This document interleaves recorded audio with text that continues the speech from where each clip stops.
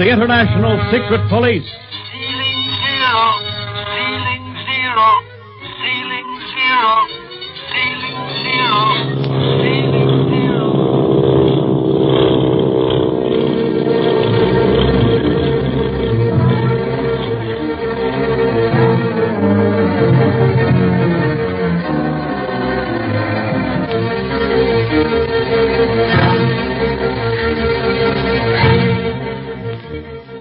As you remember, in the last episode, Speed Gibson, his uncle, Clint Barlow, ace operator in the International Secret Police, and Barney Dunlap, Clint's working partner, were about to board the China Clipper in disguise and under assumed names bound for Hong Kong, where the dread criminal, the Octopus, has renewed his smuggling activities. Just as they approach the giant plane, however, Clint recognizes in one of the other passengers a jewel smuggler whom he and Barney sent to prison a few years previously. The man sees them at the same time, says a few words to his companion, who in turn summons a nearby police officer.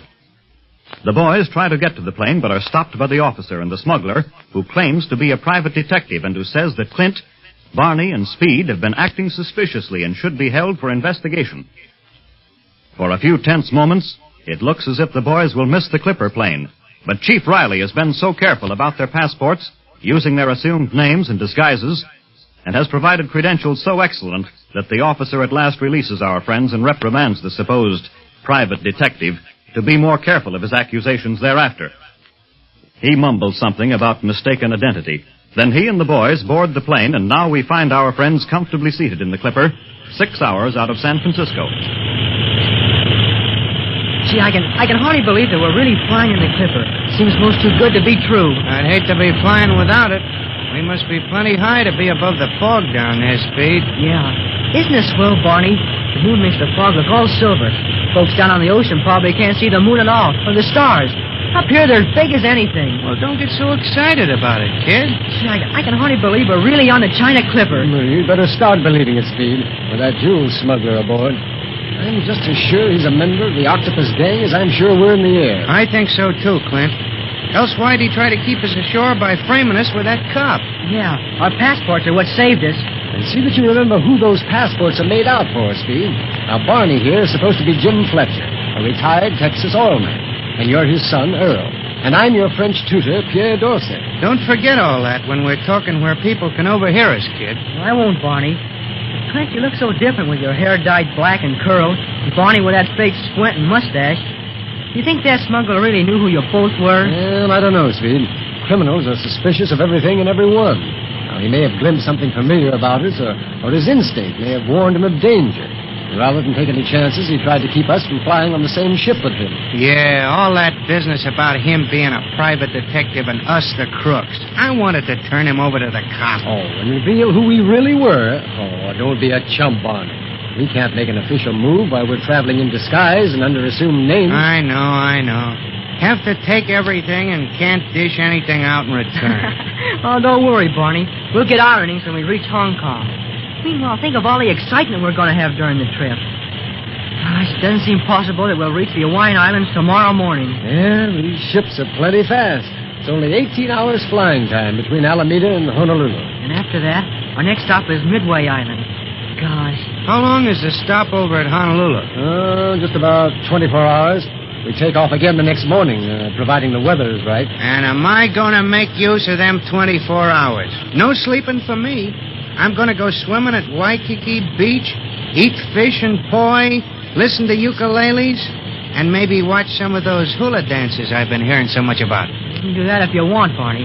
But I'm going to watch that jewel smuggler. And if I have any spare time, I'm going surfboard riding. Boy, I can hardly wait.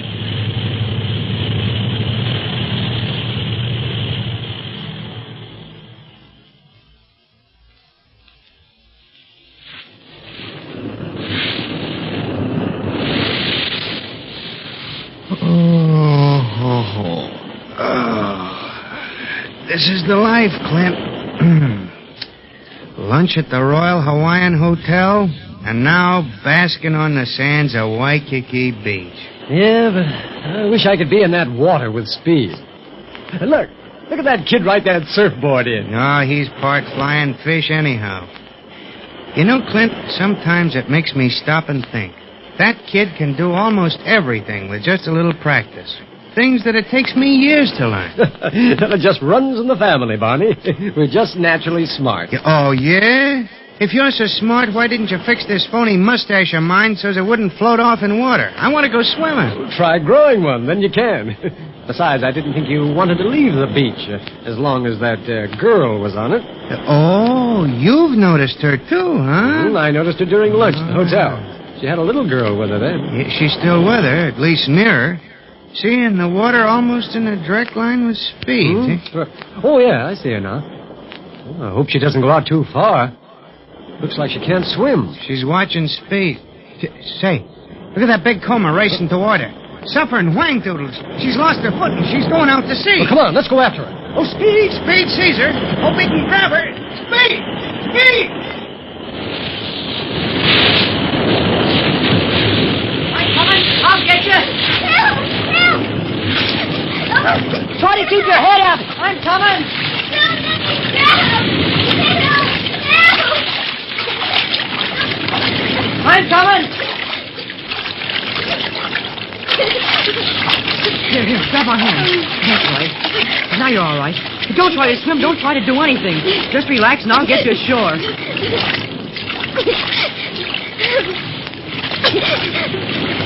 That big wave knocked me down. Now don't whisper. Talking. Speed! Keep it up! Oh, swell. Clint and Barney are waiting out to help me. Come before, Speed! Look out for that big finger!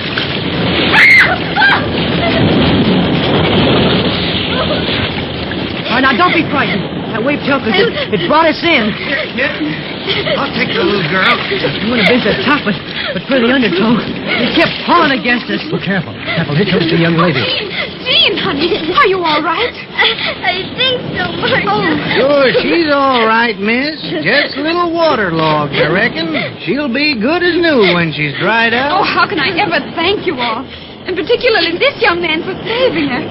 Why, Jean would have been swept out to sea if he hadn't been so near her and acted so quickly. Oh, Marcia, I thought I was going to drown. Oh, there, darling. You're safe now.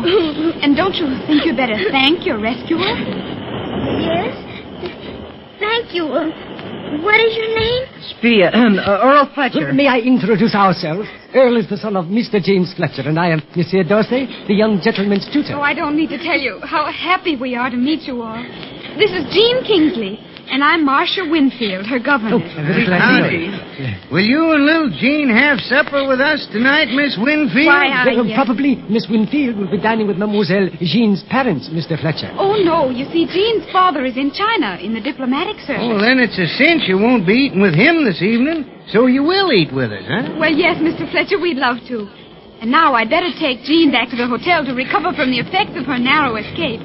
Thank you again. Goodbye, Speed, Clint, and Barney. Huh? Hey, those aren't our names. Why, no, Jean. Wherever did you hear those names? Well, that's what they called one another when I was being saved, Marcia. How come you heard anything when you were half drowned? No, I don't remember calling anybody anything. I was too busy trying to get in. Probably the child heard us urging Earl to exercise more speed in effecting the rescue. Under such circumstances, it is only natural that such confusion should occur. Oh, no, Mr. Dorsey. I heard you plain as anything. Jean, you mustn't contradict. And now come along. We'll see our friends later. Goodbye. Wouldn't you know a girl here thinks she shouldn't, even when she was drowning? Out of the mouths of babes. The accident of a split second can upset weeks of careful planning. Nothing's upset. Miss Winfield didn't pay any attention to the kid. Maybe not. But that girl has brains as well as beauty, Bonnie. And you didn't help manage any Romeo by asking her to dine with us tonight. Say, the more we stay to ourselves, the less chance of a split-up. Ah, a little supper won't hurt anything. We can tell more about that after supper.